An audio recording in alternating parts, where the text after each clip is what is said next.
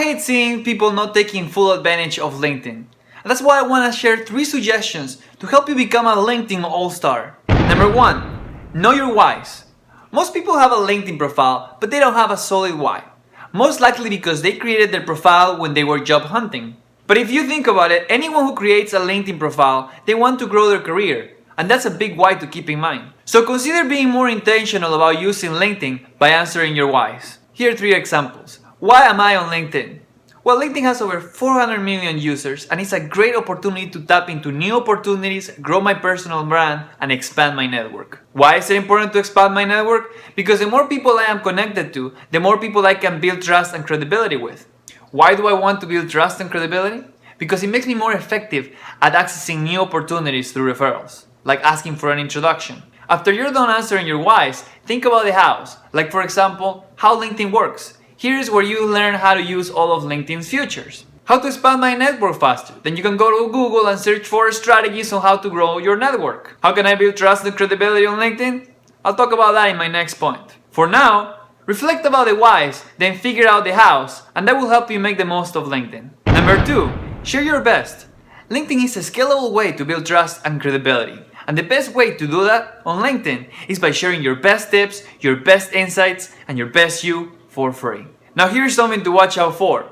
It's called scarcity and it holds a lot of people back from getting noticed. Some people feel like they're giving away too much, that they know something that nobody does. It's their competitive advantage.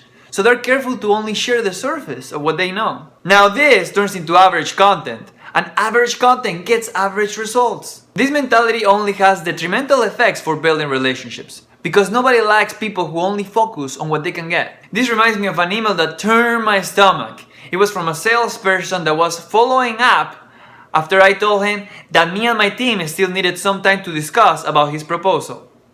Here's what he wrote. Sounds good. When you speak to the team, let me know what buyer you can work with and I can create a package for you, as X company specifically mentioned you today as a potential sponsor they want to see.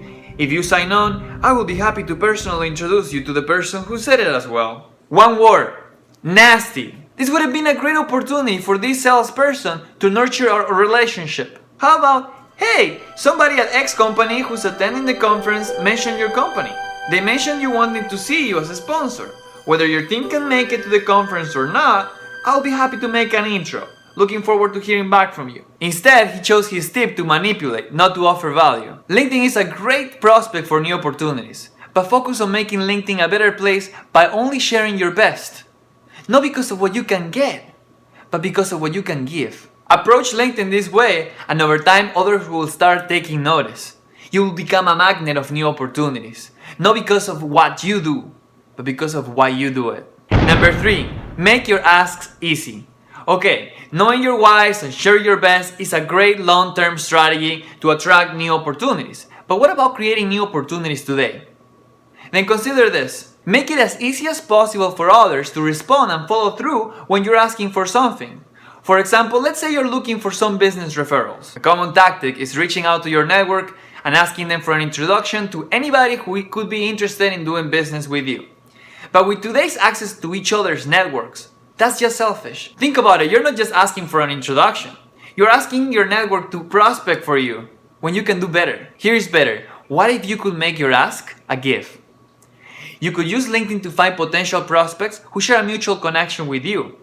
Then ask your connection for a specific referral using an all-star request. A brief request that explains the opportunity for the prospect and is easy to repurpose to make the introduction effortless. Once in a while, I get these types of requests from experienced professionals, and the requests are so well put together that it feels like they're doing me a favor. An effortless opportunity to nurture 2 people in my network. An ask that feels like a gift. A request that answers my why and eases my how. So remember, know your whys, share your best, and make your asks easy. It's selfish not to be successful, and I hope you use these tips to take your career or business to the next level.